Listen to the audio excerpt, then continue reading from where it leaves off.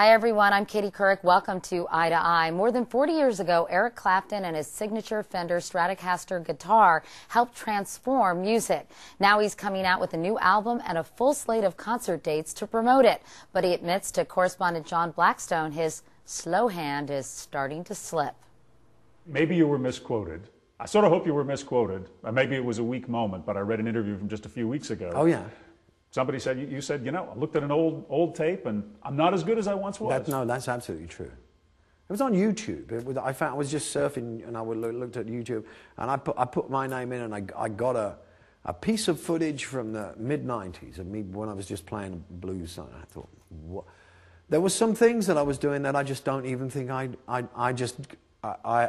sort of unconsciously let go of. I don't do them anymore, probably because they're too hard to do. So, I mean, I believe I can still play with the same amount of emotion and feeling and expression that I've always set out to do.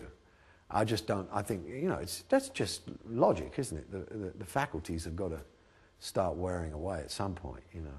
But maybe that's one of the great appeals of the blues is that there's a long history of blues performers going on forever. That's right, yeah. That's right. Well, when I was listening to music even as a kid, my heroes were always old guys, so that's, you know, I'm safe in that respect. The Road to Escondido then. Originally in your mind, this wasn't going to be a bunch of duets, was it? Was that what you were going to do? Funny you should say that. No, I think the idea I had, and I just blurted out to John when I saw him at this Crossroads guitar festival that we did. I just summed up the courage and said, I want to make, would you make a record with me? And I had no idea of what that would be when I was verbalizing. I just said, and as I was saying it, I thought, well, you could produce it and I'll play or something, because the thing for me was initially to get his sound, because that's the secret of the whole thing. Well, it's not so much in the playing, it's what he does with it.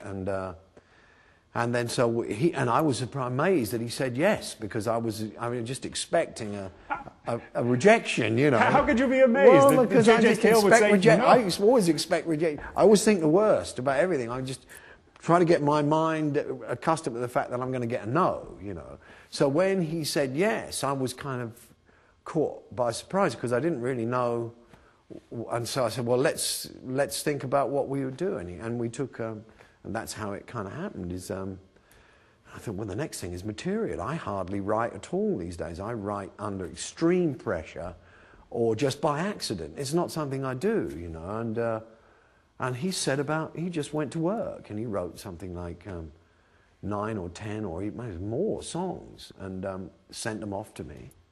I thought, well, this is fantastic. He's doing it all, and all I've really got to do is go into the studio with him and cut these songs, and he'll produce it, and we'll have done it. But then I thought, well, but how will they know? How will anyone that buys the record know what JJ's involvement is unless they look at the fine print? And if you bought it on iTunes, for instance, you'd never know, because there's not a credit access thing, or there is, but it's very restricted. So I thought, well then, as we were doing it, I was thinking, well, I really want people to know about his involvement in this. I don't want it just to be an Eric Clapton album within small print produced by J.J. Cale. And so I thought, well, I've got to, you know, bite the bullet again and say, well, we have to increase your input. Well, how would you feel about this being a 50-50 thing?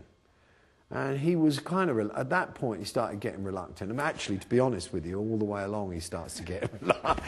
He was great initially, but then, you know, so you could feel him kind of shuffling backwards out of the room all the time.